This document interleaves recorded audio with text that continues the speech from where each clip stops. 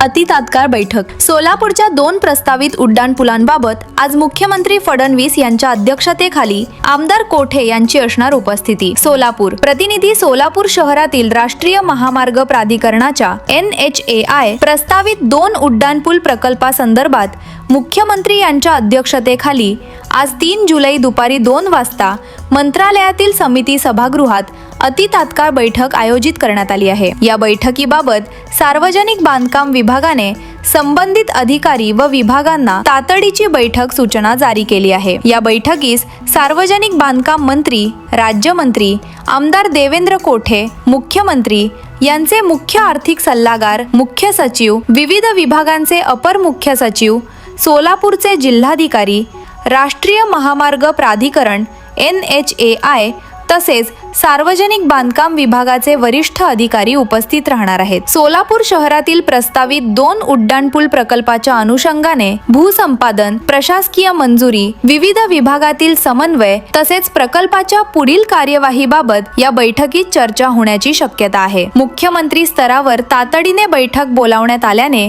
या प्रकल्पाला गती मिळण्याची अपेक्षा व्यक्त होत असून सोलापूरकरांचे या बैठकीकडे लक्ष लागले आहे.